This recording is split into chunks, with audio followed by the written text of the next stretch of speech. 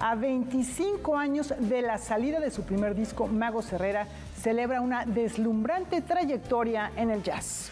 Y el nombre de Silvia Pinal brilla de nueva cuenta en los estudios Churubusco. Rafael García Villegas, amigos, amigas, qué gran programa les hemos preparado el día de hoy.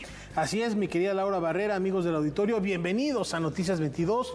Hola, Laura Regis, en la traducción de lengua de señas mexicana. Y sin más preámbulo, vamos a dar paso a la información. Así es, porque continúan los homenajes a la memoria del maestro Víctor Urbán.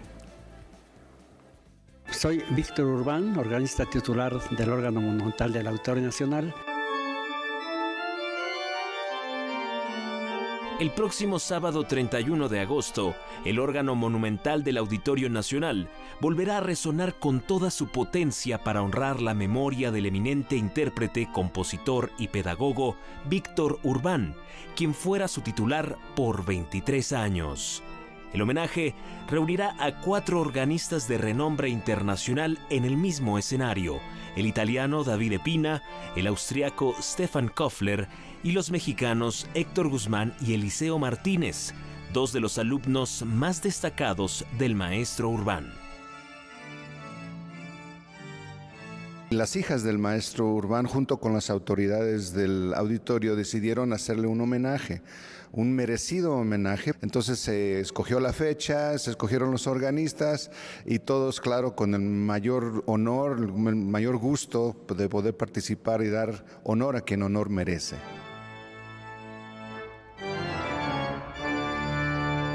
El repertorio para esta ocasión especial está integrado por obras de compositores nacionales e internacionales de los últimos 400 años, como Johann Sebastian Bach, Astor Piazzolla, Miguel Bernal Jiménez y del propio Víctor Urbán. El programa estará dividido en 4 partes con la intención de que cada intérprete haga gala de su talento al frente del más distinguido huésped del Auditorio Nacional, un coloso con más de 15.600 flautas y un peso de casi 50 toneladas. Cada uno de nosotros va a tocar alrededor entre 20 y 25 minutos, nada más. Las obras se extienden desde la época barroca, anterior a la barroca, música de Albinoni, de Buxtehude, de Bach, las obras románticas. Cada uno de nosotros va a tocar también una obra mexicana, eso es también muy importante. Cada uno se nos dio libertad. Como parte del homenaje, esta mañana se dieron a conocer 2 novedades que aquilatan y difunden el legado del compositor. Por un lado, la colección de discos Moto Perpetuo Víctor Urbán en el Oman, que compila 4 grabaciones de presentaciones históricas protagonizadas por el organista. Y por el otro, la publicación del libro Retablo Medieval, semblanza del concertino para órgano y orquesta de Miguel Bernal Jiménez, que da cuenta de su faceta como investigador y divulgador de la cultura organística.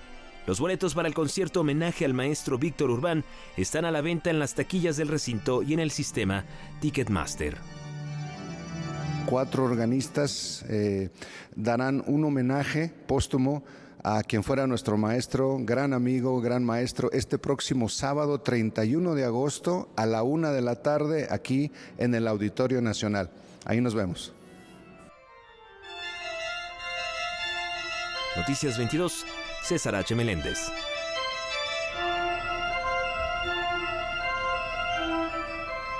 Más que merecido este homenaje a uno de los grandes exponentes del instrumento, no solo en México, sino en el mundo. Además, recordar este patrimonio instrumental que hay en nuestro país de órganos monumentales. Por ejemplo, por supuesto, el del Auditorio Nacional es el más grande de América Latina. Hay un par de órganos gemelos monumentales en la Catedral Metropolitana de la Ciudad de México, el de San Juan de los Lagos, el de la Catedral de Morelia, por tan solo mencionar algunos, y en todos ellos dejó una importante huella el maestro Víctor Urbán. Y llama la atención que en México haya tantos órganos monumentales que muchas ciudades importantes europeas no los tienen, digamos, en su versión original, sino que han sido reconstruidos o recreados debido a que durante la Primera y más aún durante la Segunda Guerra Mundial, muchas de las iglesias de ciudades europeas fueron bombardeadas, con lo cual se destruyeron estos órganos monumentales y México tuvo la suerte de tenerlos, cuidarlos y además tener un repertorio creado en México, principalmente en la época novohispana, de estos órganos que poco a poco ha ido estando revelando regalado, ha ido siendo revelado. No lo conocíamos, pero en los últimos, digamos, 2, 3 décadas se ha ido incrementando el conocimiento de este repertorio riquísimo de nuestro país. Porque además, volviendo la mirada a la historia del instrumento, nos remite a épocas barrocas, siglo XV, siglo XVI más o menos, y no solo mantenerlos es un desafío, sino también ejecutarlos. No solo es una cuestión de teclado, es una cuestión que tiene que ver con una condición física extraordinaria, porque son 4 niveles de teclados y por lo menos 2 de pedales en algunos casos. Es todo un deporte. Es un deporte tocar estos órganos monumentales, y ahora con este homenaje al maestro Víctor Urbán, pues vamos a poder revivirlo en el más grande de América Latina. Laura. ¿Y nos vamos con la literatura? Así es, porque reconoce los aportes literarios y humanistas de la obra de Rosa Beltrán. La autora de La Corte de los Ilusos suma un nuevo galardón a su palmarés. Este día se llevó a cabo la entrega del Premio Nuevo León Alfonso Reyes, que reconoce la trayectoria de las y los escritores por su excelencia profesional y sus aportaciones en el campo de las humanidades y la investigación literaria. Este premio, que lleva el nombre del insigne Alfonso Reyes, simboliza nuestro compromiso como gobierno del Estado y como universidades con la reflexión profunda y el diálogo entre la tradición y la modernidad. Es uno de los premios más importantes que otorga el gobierno del Estado de Nuevo León en todas sus ramas y disciplinas, particularmente en el sector cultura es el más importante para nosotros. En esta edición, la ganadora fue la escritora Rosa Beltrán, egresada de la licenciatura de Lengua y Literaturas Hispánicas de la UNAM. Además, ha sido profesora de posgrado en la Facultad de Filosofía y Letras y en otras universidades. Quiero decir que para mí significa también un honor recibir este premio porque soy la primera generación de mujeres en mi familia que fue a la universidad. Eso no es poca cosa. De pronto se nos olvida lo que eso significa. También porque a través de las palabras, desde muy chica, supe que podía entenderse el mundo de distintas maneras. La ganadora del premio recordó el primer acercamiento a la literatura de Alfonso Reyes, siendo estudiante, y fue con un libro llamado La experiencia literaria. Posteriormente, accedió a su obra de teatro y a la antología poética que realizó Octavio Paz sobre el escritor regiomontano. El Reyes que yo atesoro, el Reyes que quizá está más cerca de mí, se quedó más cerca de mí, es aquel que supo mezclar los conocimientos eruditos con lo simple, que supo mezclar toda la tradición que manejaba perfectamente griega con el conocimiento de todos los días, con la lengua de todos los días, que apreció la oralidad. Un escritor monstruoso, en el mejor sentido de la palabra, pero también generosísimo, como no ha habido tantos.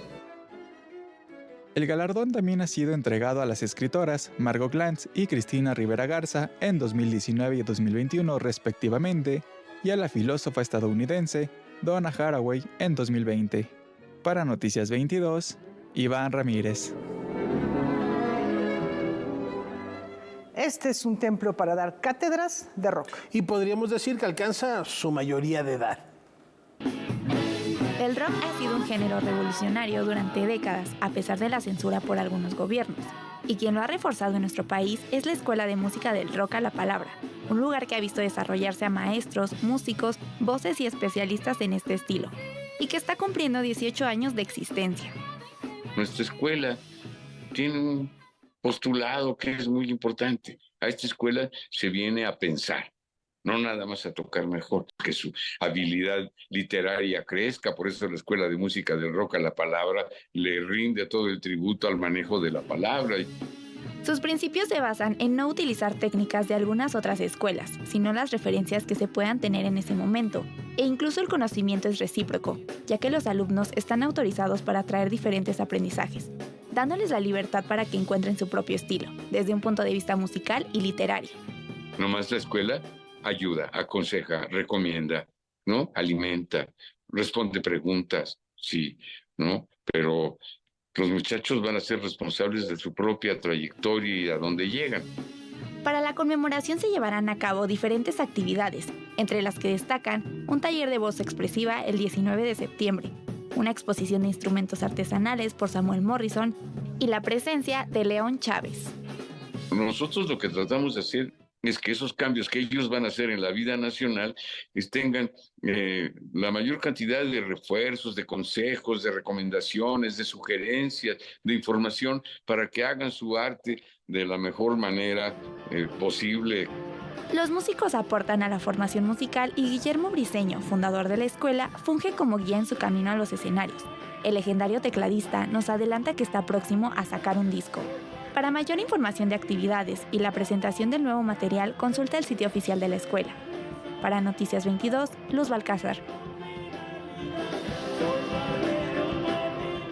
Ahora platiquemos de relatos breves. Que se van tejiendo cual íntimas conversaciones. La colección de relatos breves, autoría del escritor Pablo Salazar López, fue elegida ganadora del 23º Concurso Nacional de Cuento Juan José Arreola, organizado por la Universidad de Guadalajara. Es un libro muy querido para mí y por eso el premio es doblemente especial en lo personal, porque es mi debut como libro y como publicación individual, y me siento muy contento por estar ya en la antesala de que esta obra y estos cuentos puedan llegar a lectores más allá de los amigos y familia que son los lectores que van apoyando ahí en el camino mientras uno no está publicado. Influenciado por la obra del español Enrique Vilamatas, el uruguayo Felisberto Hernández y el mexicano Sergio Pitol, el joven autor chiapaneco ha ido puliendo un estilo narrativo que rehuye de las tramas convencionales y coquetea con otros géneros literarios. Son narraciones que se van tejiendo más o menos a la manera en que se van tejiendo las conversaciones, que sean tramas que no se puedan resumir fácilmente porque les gusta divagar y son tramas viajeras y bastante asociativas, aunque tratan de atarse al final en algo que sea interesante y logre conectar con el lector. La entrega oficial del premio tendrá lugar el 19 de septiembre en Ciudad Guzmán, en el municipio de Zapotlán el Grande, Jalisco, la tierra de Juan José Arreola, mientras que la presentación y lanzamiento de la obra ganadora ocurrirá en el marco de la Feria Internacional del Libro de Guadalajara el 5 de diciembre. Noticias 22, César H. Meléndez. Ella sabía que las apariencias engañan. No obstante, llegó a estar en el lugar sin límites.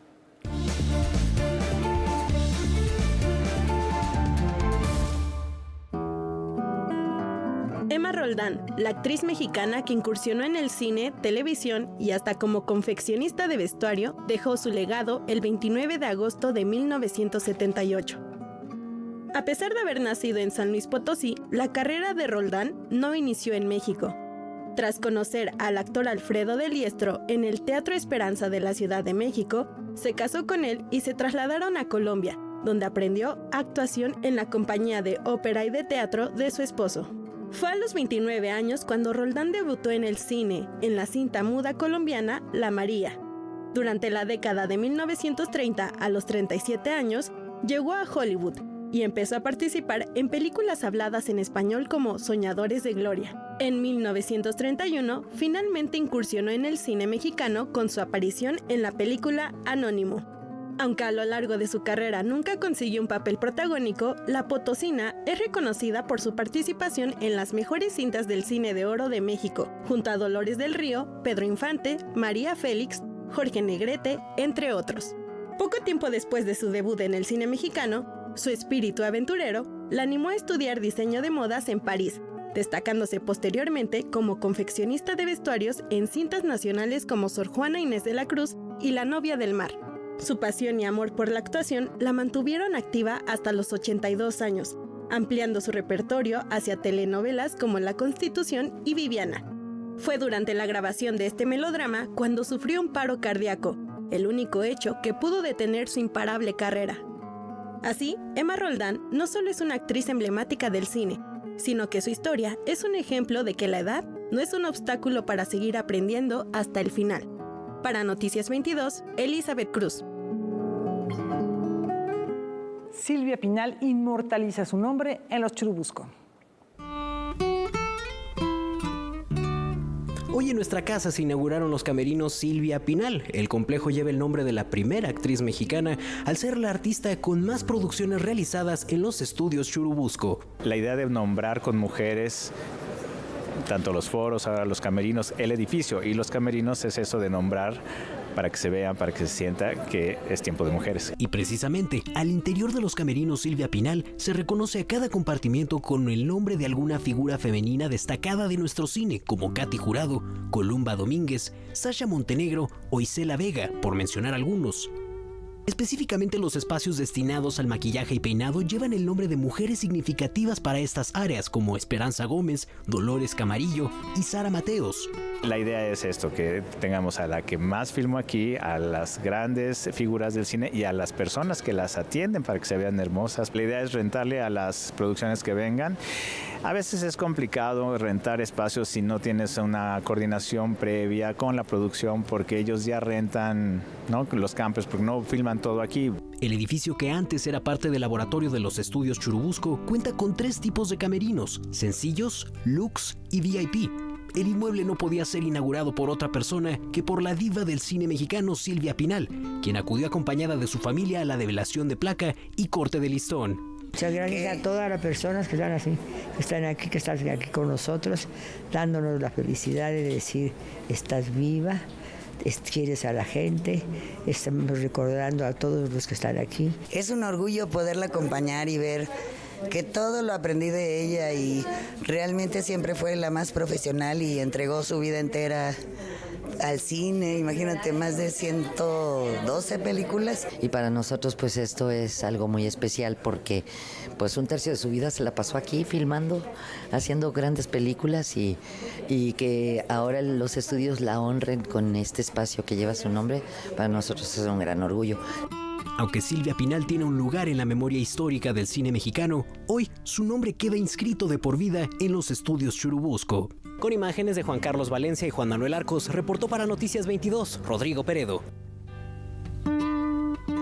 Pues todo un referente, Laura, amigos, no solo del séptimo arte, sino también en la pantalla chica. Silvia Pinal, ya lo escuchábamos, en la época de oro del cine nacional, le toca trabajar con grandes cineastas. La recordamos en cintas emblemáticas como Viridiana.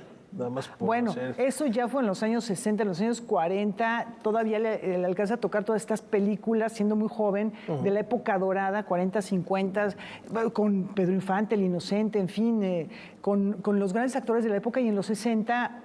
Buñuel la incluye en 3 películas extraordinarias que son Simón del Desierto, El Ángel Exterminador y la que mencionas, Rafa, Viridiana, que bueno, esa es como una consagración ya muy internacional, aunque las otras películas también tienen digamos que un nivel importante en cuanto a su presencia en el mundo, pero con estas 3 películas pues ya se inscribe con letras de oro. Lo que también habla de su versatilidad como actriz, de ese registro tan amplio que tiene a la hora de interpretar. Comedia, May, drama. por ejemplo, ya como productora y actriz también. Comedia musical, o sea, haciendo teatro es muy importante. Y después en la televisión también, digamos que adelantada a su tiempo con una serie de casos de la vida real que consistía en que las mujeres enviaran sus historias y allá se hacía una selección de aquellas que fueran más impactantes, emblemáticas, y que también tuvo fines, digamos, educativos, porque se trataba de mostrar cómo las circunstancias difíciles que podía vivir una mujer la hacían salir adelante. Tenía un carácter, podríamos decir, avant la lettre, mucho de un feminismo contemporáneo. Yo lo veo así, y además duró desde los años 80 hasta pues la primera década de este siglo, o sea, una serie persistente que de pronto también se retransmite, si no me equivoco, los capítulos. Y se volvió emblemática e icónica de la televisión mexicana. Y que además, bueno, a ella le copiaron muchos después, le copiaron mucho. Por eso fue adelantada a su época. Desde aquí un abrazo a la gran Silvia Pinal. Y cambiando de personaje, vamos a hablar de un símbolo de resistencia y dedicación cuyo nombre está vinculado al movimiento ferrocarrilero nacional. El Museo Nacional de los Ferrocarriles Mexicanos le rindió un homenaje a Salvador Zarco, como luchador y activista de este gremio, quien forjó su carácter para enfrentarse a las injusticias desde que estudiaba en la primaria, cuando se enfrentó al director de la institución. Sobre para maestros que pues, cavernícolas, ¿no? Nos infligían castigos que no merecíamos, ¿no? Golpes y maltrato, ¿no? Estudió filosofía y letras en la UNAM. Su vida y trabajo estuvieron vinculados a los movimientos sociales, desde su participación en la Liga Comunista Espartaco hasta el movimiento estudiantil de 1968. Por eso cuando vino el movimiento estudiantil, yo tenía la visión de que mientras los trabajadores no se incorporaran al movimiento, no íbamos a poder triunfar. Y decidí irme con los ferrocarrileros a volantearles, ¿no? A darse a conocer lo que estamos haciendo y por qué estamos haciendo. No hay que olvidar que una de las demandas más importantes del movimiento era la libertad de los presos políticos.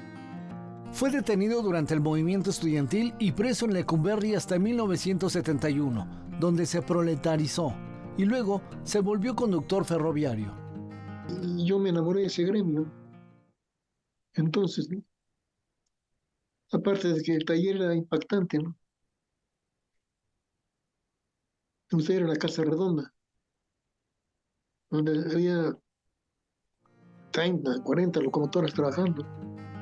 Posteriormente, formó parte del movimiento sindical ferrocarrilero y emprendió la lucha contra la privatización de este transporte. Especialmente eran tan miserables que la gente prefería seguir trabajando y no jubilarse. Actualmente, Salvador trabaja en la recuperación de la cultura ferroviaria. En los últimos años de mi vida se ha dedicado a trabajar en un museo. Se está dedicado al gremio ferrocarrilero. Y invitamos a los jóvenes, a los niños, a toda gente adulta también, para que vayan a visitar el museo. Está junto a la estación del metro de la Villa Basílica. Salvador Zarco es una figura clave en la historia ferrocarrilera, un luchador incansable por los derechos laborales y la justicia social. Noticias 22, Óscar Cortés. Los estudios de grabación dan cuenta de un cuarto de siglo de música extraordinaria.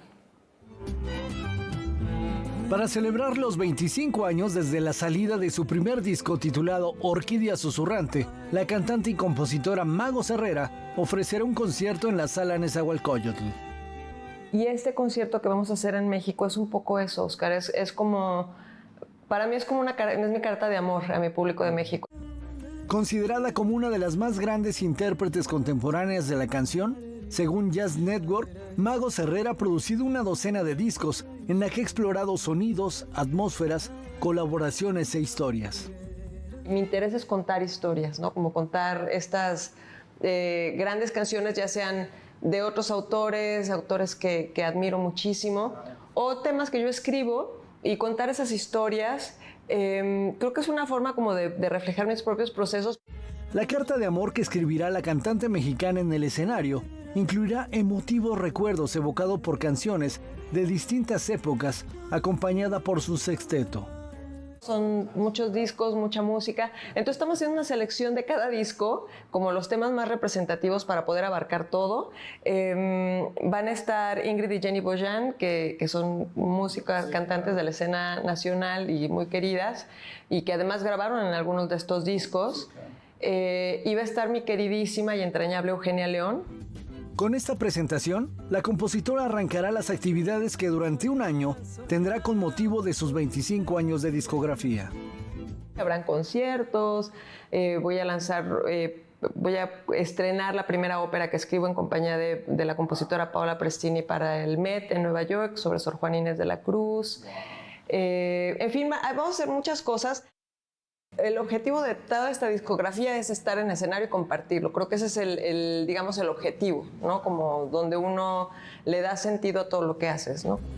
La celebración se llevará a cabo el 9 de octubre en la Sala Nezahualcóyotl del Centro Cultural Universitario de la UNAM. Vengan, vamos a visitar toda mi discografía, un poco de cada cosa, y lo más importante es celebrarlo con ustedes. Los espero.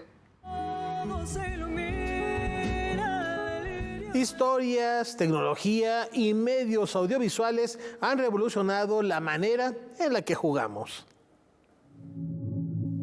La palabra videojuego se empezó a escuchar en la década de los 50. En casi 8 décadas, este software enfocado al entretenimiento individual o grupal ha generado numerosos nichos de mercado con generaciones distintas. Hoy, esa industria se ha insertado a nivel cultural en todo el mundo por su diversidad de contenidos, historias y formatos.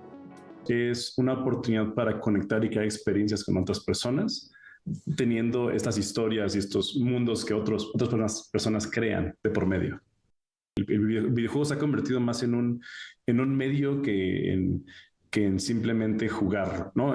Hay juegos que tú juegas para experimentarlos, juegos que son como películas muy largas, mientras que otros juegos son más por la parte competitiva, como los juegos normales conocidos como los esports. Gaming es el acto de jugar videojuegos, y a los asiduos de esta práctica se les conoce como gamers. Cada año, el 29 de agosto, se conmemora el Día Internacional del Gamer, una fecha muy especial particularmente para nuestro país, pues recordemos que México se posiciona como líder en el consumo de videojuegos a nivel Latinoamérica, generando por año ingresos superiores a los $1.700 millones para desarrolladoras extranjeras, según revela una investigación realizada por EAE Business School. México es un lugar donde los videojuegos son muy famosos, juegos tanto móviles como en consolas como en PC. En el sector de los juegos competitivos, somos punta de lanza en varios juegos, lo hemos sido durante años en juegos de peleas, en algunos shooters, algunos títulos muy marcados. Si bien nuestro país es un ávido consumidor y una de las economías creativas más importantes del continente, no tenemos una industria de software o videojuegos que compita formalmente con Estados Unidos, China o Japón. ¿Cómo impulsar el trabajo de los desarrolladores mexicanos? Creo que un cambio de perspectiva y más enfoque en un modelo de negocio, tanto en la iniciativa privada, pero también en la parte gubernamental, podría ser un gran apoyo para que puedan salir muchos mejores productos. No hay mejor manera de celebrar el Día Internacional del Gamer que jugando algún videojuego, ya sea en nuestro teléfono o en una consola portátil o de sobremesa. La recomendación de la Universidad América es apoyar a los proyectos nacionales como por ejemplo TryDash, Rockin' Hell y Periodic Cards. Con información y texto de Rodrigo Peredo, Noticias 22. Cine, artes plásticas y teatro, además de muchos otros contenidos al regresar.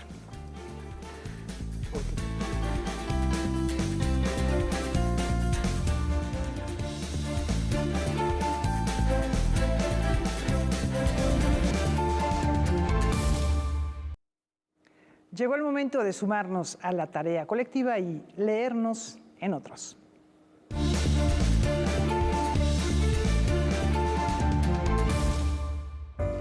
Carlos Montemayor y Paco Ignacio Taibo II tenían muchos pactos. Este último le pasaba sus copas de vino, nunca repetían la misma presentación y hablaban de política cuando esperaban que hablaran de literatura y a la inversa. Los unía, como dice Taibo, una sólida y jocosa amistad. También el gusto por la literatura, el latido de su corazón siempre del lado izquierdo, la glotonería y el interés por la guerrilla que Montemayor fijó en la novela Guerra en el Paraíso, que da cuenta de la lucha de Lucio Cabañas, y en los hombres y después en las mujeres del alba sobre el asalto al cuartel de Madera. Los alegres muchachos de la lucha de clases es el más reciente libro de Paco Ignacio Taibo II, donde crónica y ficción dan cuenta de sus gustos y sus fobias, de los chayoteros y los publirelacionistas, de la novela negra de Philip Dick, Pancho Villa, de las pequeñas y grandes historias de una generación de militantes de izquierda con sus dudas y miedos, sus enemigos, sus traiciones. El más personal de sus libros, donde no podían faltar sus historias con la Coca-Cola. Los libros son ventanas para mirar lo nuevo y para mostrar lo nuestro. También son puentes para transitar por esos mundos paralelos que enriquecen al nuestro. Cuénteme qué lee, porque la lectura es una tarea colectiva. Nos leemos en otros. Y a propósito de esta tarea colectiva, la capital de la República ultima los detalles para un encuentro de letras y música. El 3 de septiembre al mediodía será el penúltimo fandango por la lectura y se realizará en la Ciudad de México. Podemos decir con mucho orgullo que visitamos todos antes de abordar el próximo fandango que tendrá lugar el 3 de septiembre. Habrá otro fandango, este sí será el último, tendrá lugar el próximo 10 de septiembre y se celebrará en la capital de Nuevo León, en Monterrey. Ahí concluiremos ahora sí toda esta larga jornada de fandangos alrededor de todo el país. En la Ciudad de México se presentará la antología Fandangos por la Lectura, la cual será distribuida en todo el país con el apoyo del Fondo de Cultura Económica, la SEP y la Dirección de Bibliotecas de la Secretaría de Cultura del Gobierno de México. Va a tener lugar en una escuela, la Escuela Secundaria Diurna número 1, la Escuela César A. Ruiz, ubicada en el centro histórico de la ciudad. Y lo que hicimos es que vamos a presentar una antología, la antología Fandangos por la Lectura, que es una selección de muchos poemas que fueron incluidos en las ediciones pasadas de los Fandangos por la Lectura. Y ahí vamos a presentar esta publicación que será distribuida entre los asistentes al fandango. Esta antología reúne a algunos de los autores que participaron en los libros que se editaron, como Gabriel Pacheco Salvador y Juana Peñate. Digamos, entre los autores canónicos contamos con poemas de Rosario Castellanos, de José Gorostiza y de Rubén Bonifaz Nuño, cuyas autorizaciones, la anuencia para ser publicados, nos los otorgó generosamente el Fondo de Cultura Económica, como lo ha hecho en otras ediciones pasadas. Sirva este comentario para agradecerles igualmente el apoyo que nos han brindado.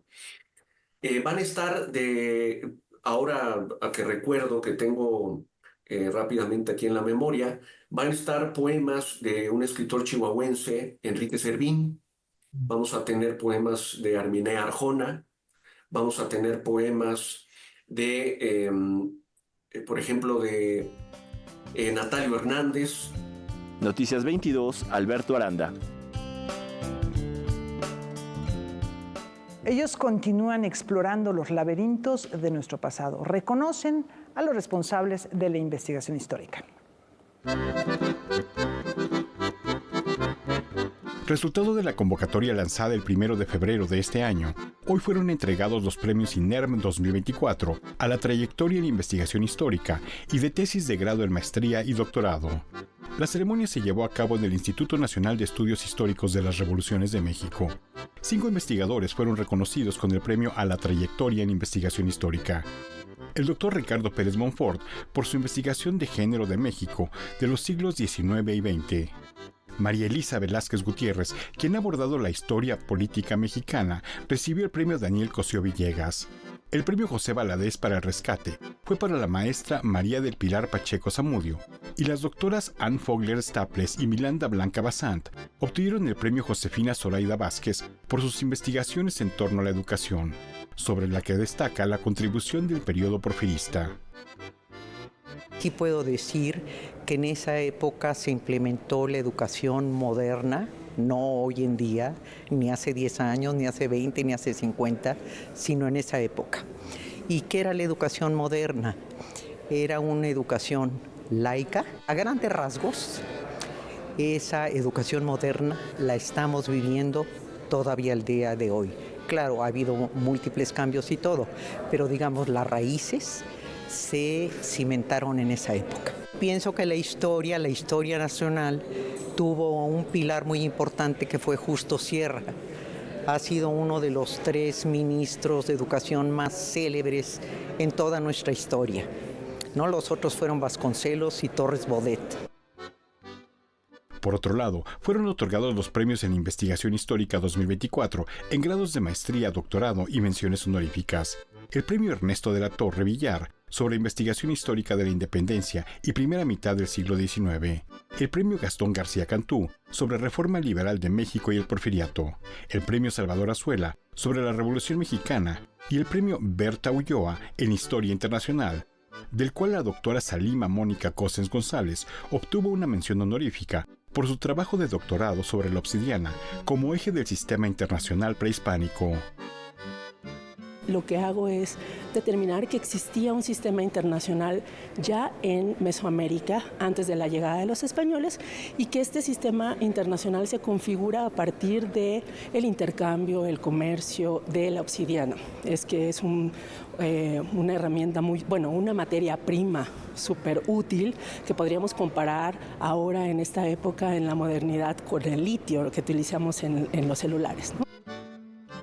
Noticias 22, Víctor Gaspar.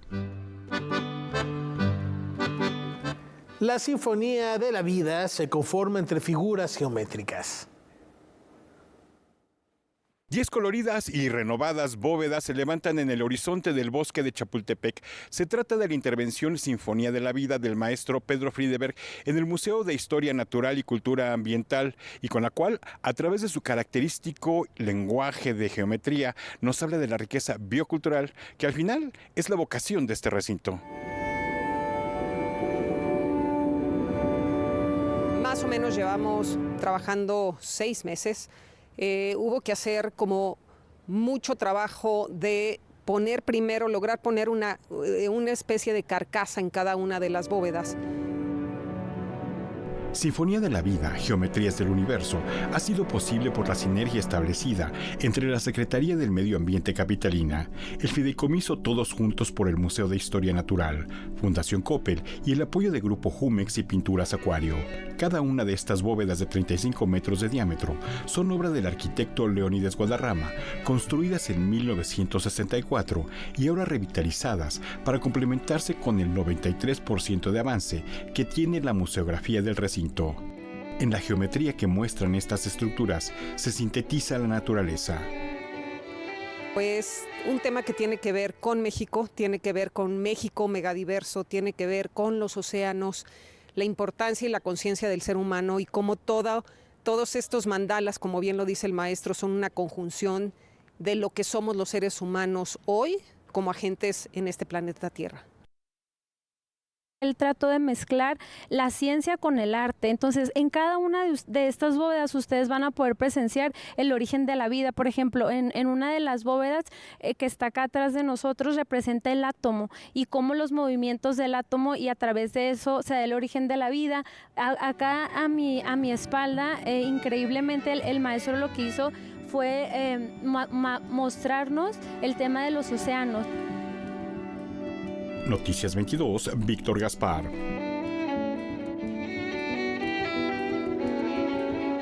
Ahora veamos qué propuesta nos tiene esta noche el crítico de cine Leonardo García Tsao. Hola, ¿cómo están? Buenas noches. En esta ocasión voy a recomendarles una película titulada Sonora.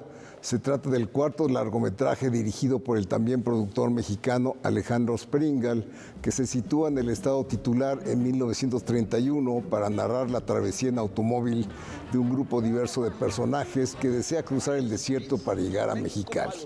Dicho grupo incluye al matrimonio dueño del auto, a un veterano de la revolución, a un intelectual racista, a una señora que espera reencontrarse con sus nietos, entre otros. La película hace evidente el parentesco que existe entre el western y la road movie. De hecho, Sonora recuerda al clásico La Diligencia de John Ford, en la medida que narra lo sucedido cuando un grupo de extraños comparte un largo viaje lleno de peligros, donde las tensiones entre ellos aumentan las complicaciones. Sin duda, se trata de la realización de Springal más satisfactoria a la fecha, quien se ha apoyado para mayor dramatismo en la hábil fotografía de Sergei Saldívar Tanaka y sobre todo en un reparto solvente de actores que reúne a Giovanna Zacarías, Harold Torres, Joaquín Cosío, Dolores Heredia, Juan Manuel Bernal y el fallecido Fernando Becerril. Sonora fue nominada a 5 premios Ariel en 2020 y se exhibirá como homenaje a la productora Berta Navarro este sábado 31 de agosto a las 10 de la noche. Yo me despido, gracias, nos vemos la próxima semana. Gracias, mi querido Leonardo. Ahora vamos con un tema preocupante, porque el régimen talibán prohíbe la voz femenina en público.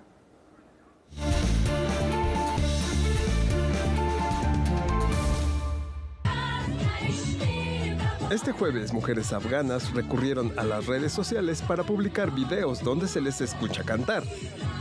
¿Esto qué? en cualquier lugar es lo más común del mundo, bajo las leyes que han implementado los talibanes en Afganistán, es una señal de protesta. Ello debido a que el régimen decidió prohibir el sonido de la voz femenina en público, lo cual incluye cantar, recitar o hablar frente a micrófonos. Algunas mujeres cantan con el rostro oculto y algunas de las proclamas entonadas dicen: nuestra voz no es privada y tentadora, tus ojos fabrican tentaciones. Las grabaciones han sido subidas por mujeres en solitario o en grupo y mostrando consignas en carteles. Además de condenar el sonido de la voz de la mujer en público, los talibanes ratificaron la semana pasada una ley que obliga al uso del velo en las afganas. Esta disposición es impulsada por el Ministerio para la Propagación de la Virtud y la Prevención del Vicio, que asegura que es necesario que ellas se cubran el rostro y el cuerpo para evitar causar tentación. Otras de las terribles limitaciones para las mujeres son la prohibición de la educación secundaria y superior. Los talibanes, que regresaron al poder tras la salida de Estados Unidos en agosto de 2021, justifican su actuar en la interpretación que hacen de la ley islámica. Noticias 22.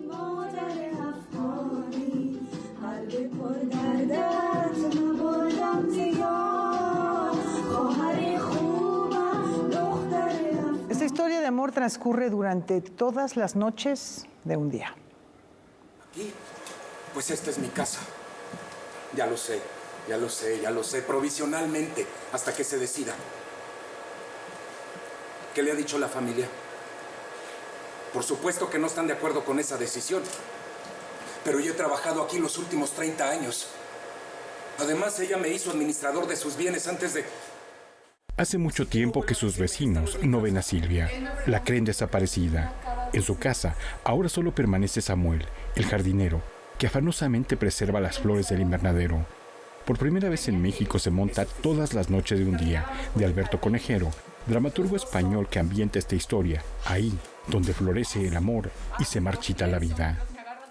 Creo que justamente el amor, como tú bien adviertes, tiene que ver con con un lenguaje de contacto, con un lenguaje de encuentro, de entrega, de cuidado, que puede ser el del jardinero por sus plantas, pero también el de este jardinero poeta por esta mujer rota, por esta mujer fragilizada, herida por la vida, y con muchos demonios y con mucha oscuridad.